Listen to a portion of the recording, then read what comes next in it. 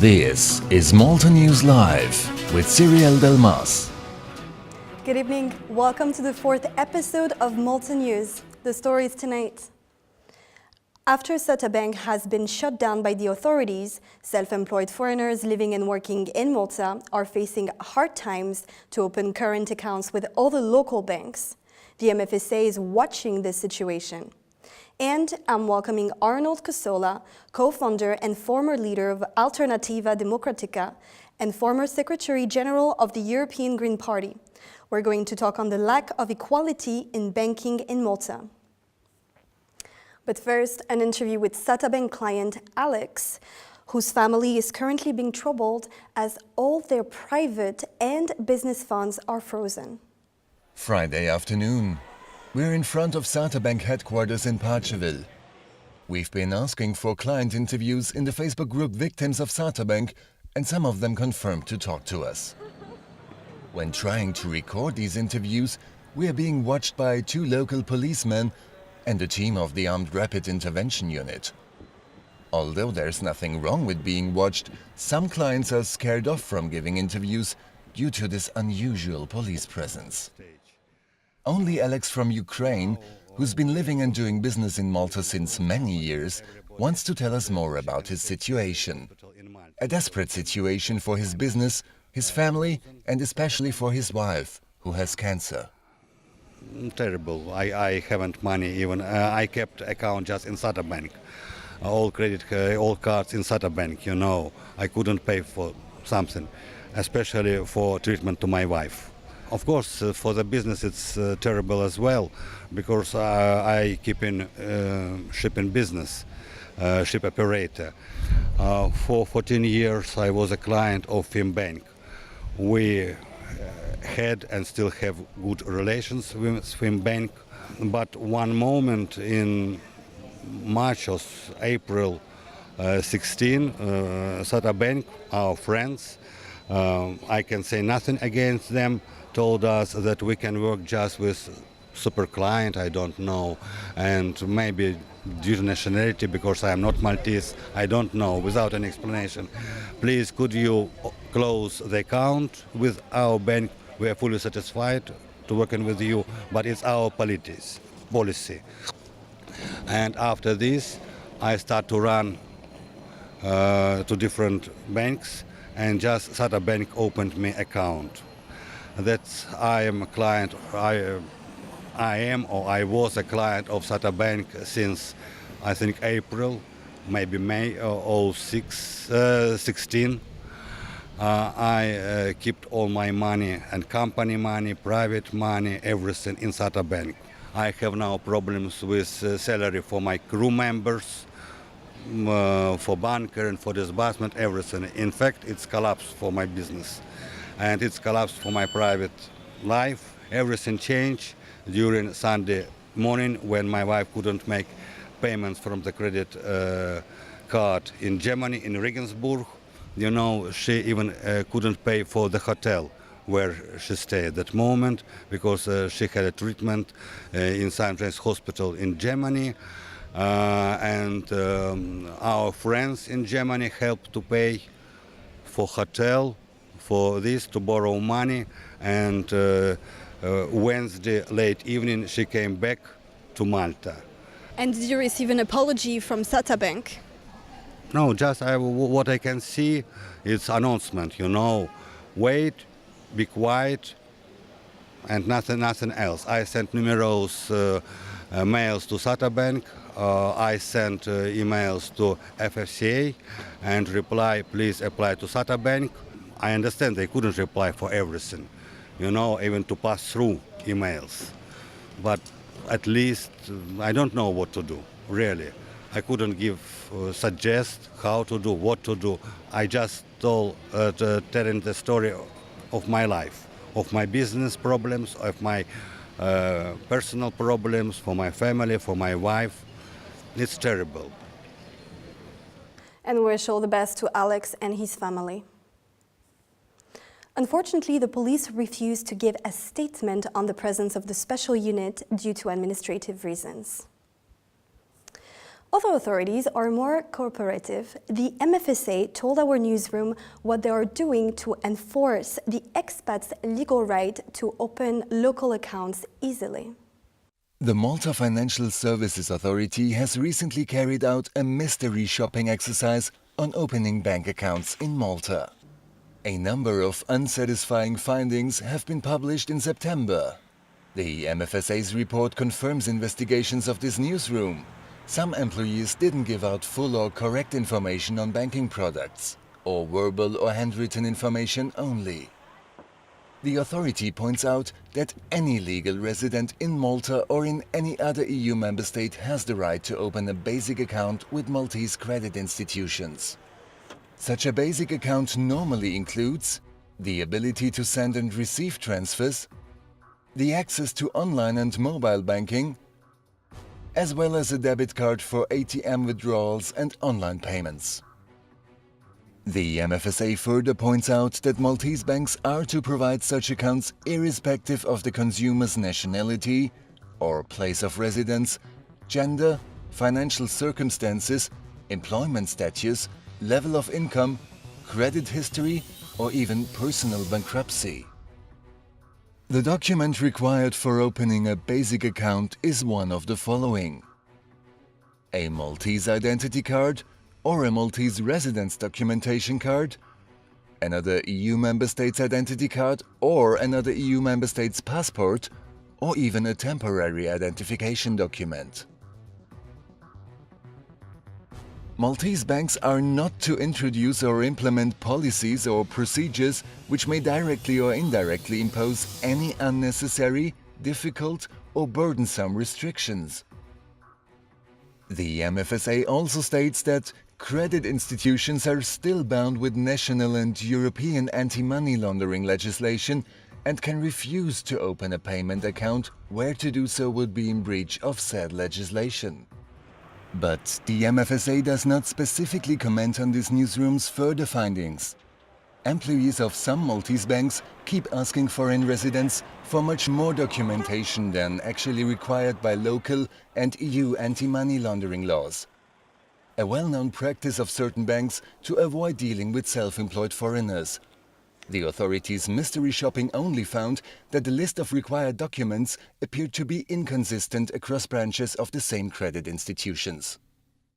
And I'm now welcoming Arnold Cassola, co-founder and former leader of Alternativa Democratica and former Secretary General of the European Green Party. Good evening, Mr. Cassola. Good evening, and thank you for the invitation. Thank you for joining us. Mr. Cassola, what is your opinion on the current SATA Bank scandal? Well, obviously, it's a bad thing for Malta at the moment, but especially, I think, for the honest people who have banked with SATA Bank. It is unfortunate because it is now the third bank which has gone into trouble.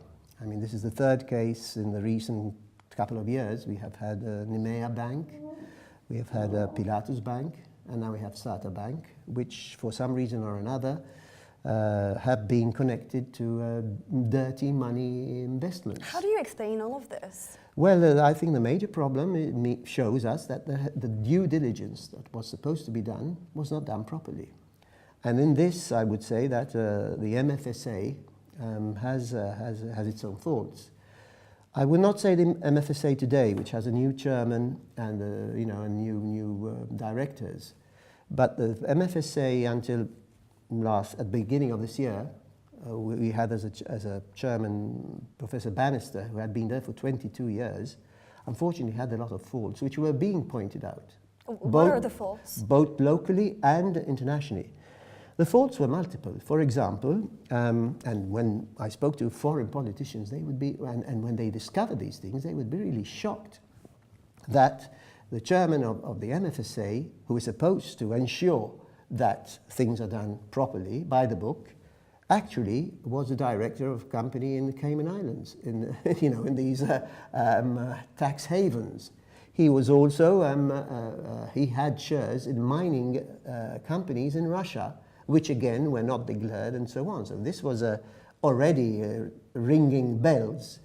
But the worst thing was that he was, while being the chairperson of the MFSA, which is there to ensure that things are done as they should be, he was also vice president of Finance Malta, which is the company that attracts foreign businesses to Malta and foreign finance to Malta. So on the one hand, you are trying to attract foreign finance, explaining the laws, the Maltese laws, and the tax you can avoid in Malta through the various schemes. And on the other hand, you are the same person trying to ensure that there is no hanky-panky going on in financial services. So this was extremely irresponsible. Of course, this is where politics comes into Malta. There was political protection with the ex-minister who was first with the Nationalist Party and then turned over to the Prime Minister today. So 20 years managed to get along quite a lot. And unfortunately, the result is that we have these banks which were not scrutinized as they should have been. And now we have, of course, probably people who are not clean, who got into these new banks.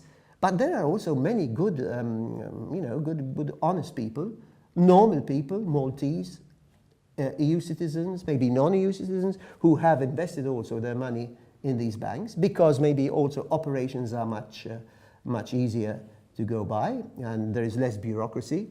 And I suppose the whole issue is therefore that the Maltese banks, the established Maltese banks, have a good reputation, should stick to the rules, yes, but maybe be flexible on certain issues and certainly not have a double treatment for, I would limit myself to EU citizens at least, because EU citizens and Maltese citizens have the same rights and the same duties. There is the EU law on opening of payment accounts, which says clearly that any EU citizen in any EU country has the right to open an account, and it cannot be refused.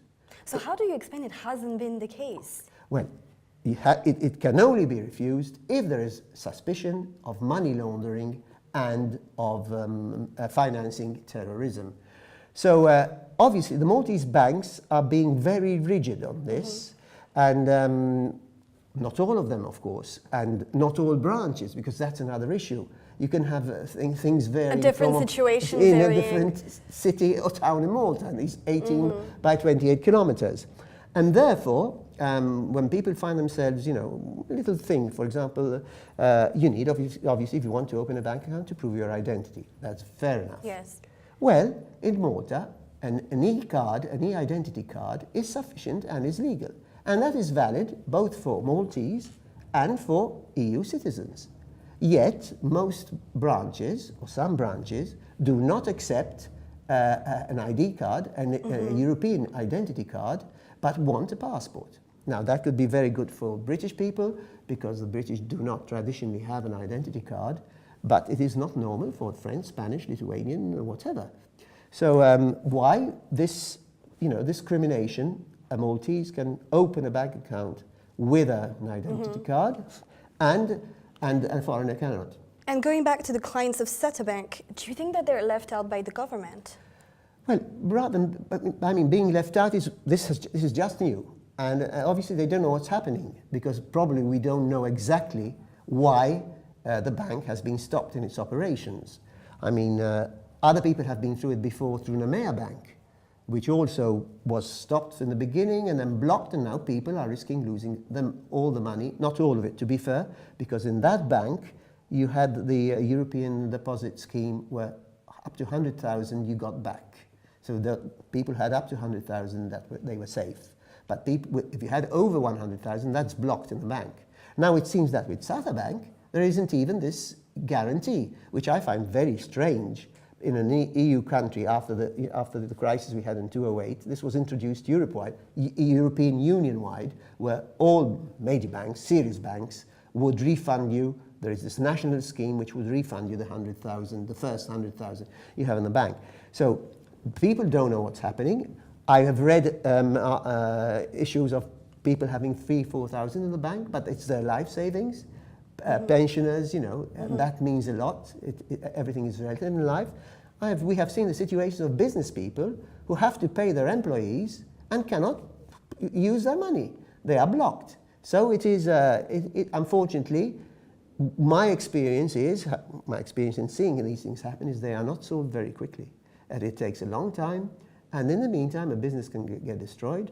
And an old pensioner can end up penniless because one cannot touch his money or her money. Is there no hope for these clients? No, I don't think there is no hope. Indeed, the MFSA has said that it is going bit by bit to restore and to allow honest people to take their money back. But it will be a long process. I don't think people are going to release 10,000 banks or 100,000 in 5 minutes.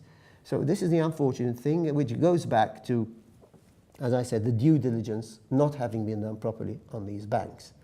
And then as regards to the normal, man of the street, woman in the street, who open an account to get their 3% or whatever in the banks, the fact that the Maltese banks tend to be very rigid, even with EU citizens who have exactly the same rights, and telling them, as I said, you have to get your passport and not your identity card. I know of a case. What would you advise? No, there's nothing to advise. The advice is, the law is clear. To those clients who are being refused to open a bank account. Yeah, they should immediately tell this to the authorities, because this is discrimination. The MFSA. The MFSA, yes, or whoever, because they should even start a class action, if anything, because there is no distinction. The distinction is whether you're a crook or whether you're not, whether you're a money launderer or whether you're not, whether you're financing terrorism or whether you're not. If you're an honest person who is just working normally, the due diligence there to be done. Of course, they have to check on us. Even on me, I am considered to be a PEP, politically exposed person by banks. So just to put in 5,000 or 10,000, they have to fill in questionnaires, which really bother me. But on the other hand, when we've seen crooks and politicians going to Panama and avoiding tax and evading tax, and not only Panama and Switzerland and Cayman, it's full of that. Okay, I accept it. It's good that there is transparency. But it is also good that business people should have a safe banking atmosphere. And therefore, if they are clean and if they are abiding by the laws, they should not be subjected to extra hassle. So what is your position on equality in banking? Yes, as I said, that is the basic thing. I cannot say that it is equality also for non-EU citizens, because you would put them in a different category. I would, not because they are bad people, not at all. It's just that EU law does not cover them. Mm-hmm. So if there were a global law which covered them too, I would say let's apply the global law. But what we do have here is clear EU laws which apply only to EU citizens. So of course we have to have equality. As I told you, in Gozo, for example, there's a case. This is not the bank. This is the identity card office, where the officials are asking people, EU citizens, who have been living in Gozo for 10 years, mm-hmm. for 12 years, who went to renew their identity card now, and you know what they're asking them for? They want a bank statement of the bank account in Malta, that they have money in Malta in a bank account. And some of these people don't have it, because when they tried to open it 10 years ago, they found it was so difficult, so they said, forget it. I have my Visa card, I have my MasterCard, I have my bank abroad, I will start withdrawing that. And they've done that. And now they have a difficulty that they cannot get their new identity card. Ironically, if you are an EU citizen living in Malta, you are entitled to vote in Malta, for example, next 25th May next year. Vote for local councils. If you want to register to vote for European elections in Malta, you can do that. And you can actually be a candidate, and you can actually be elected. But to do that, you need an identity card. And now your new identity card in Gozo will not be renewed if you don't produce your bank statement from Malta. In Malta, yes. Well, we cannot have these anomalies. We are not living here, in a continent which is miles away and nobody knows what's doing. It's a small place, and so possibly, I think there should be even seminars for the bank branches, bank employees, to ensure that they, first of all, they have a uniform situation for everybody. All bank branches should know exactly what should be done and what should not be done, mm-hmm. Okay? So that people are given the same treatment. And other little things, for example, employees normally can pay you by check sometimes. You can find it. But banks would normally not accept checks for an EU citizen, will not accept a check deposit. But they would want a direct bank transfer into the local account. Do you consider this as a discrimination? If it's not done for Maltese, yes, definitely. I always say we are EU citizens.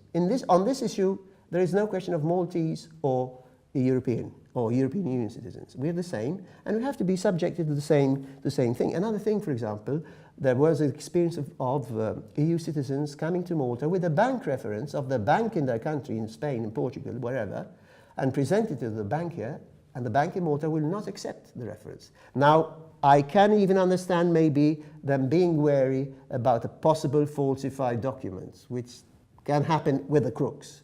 So they will only have the bank statement, reference coming directly from the bank to whom they have written from Malta. Of course, these create difficulties. If you want to start up a business here, or if you want to work here, you have to pay your landlord. If you don't have a bank account to operate with, you cannot pay your landlord. So it's a vicious circle which can hit your rent, your salary, your employment, and your bank and your residence. So it's a big thing, you know, which is not easy to solve. One last issue maybe that we could mention is the question of pensioners. A number of EU citizens who are pensioners have been refused a bank account just because they are pensioners. So here we have a double discrimination. Double discrimination. You are discriminated because you are vis-à-vis the Maltese, when you should not be, because you are an EU citizen. And then you are discriminated again because you are over 60 or 65, rather than facilitating your stuff and you're just receiving your pension, which you are going to spend in Malta, etc. So the main thing, in my opinion, is ensuring that we distinguish between the honest people and the dishonest people, but not based on nationality. So do you think that there should be better enforcement? Yes, definitely. But rather than the enforcement, it's a better knowledge also of the laws, of European law, in the banking sector, in the people who are going to deal with clients. And of course, and then when there's equal treatment, if you have to fill in a form, 10-page form, because the law says that, amen. I don't like doing it, but you have to do it. But everybody has to do it, and not just you are not to be singled out because you are a non-Maltese. Okay, thank you very much, Mr. Casola. Thanks to you. And Malta News will follow up on this issue. If you are a foreign resident in Malta and you are also experiencing some difficulties opening a bank account, send us an email to domesticbanks@maltanews.tv. So that's all for tonight. Thanks for watching us, and we'll be back tomorrow at 7 in the morning with the daily update. Have a good evening. Good night.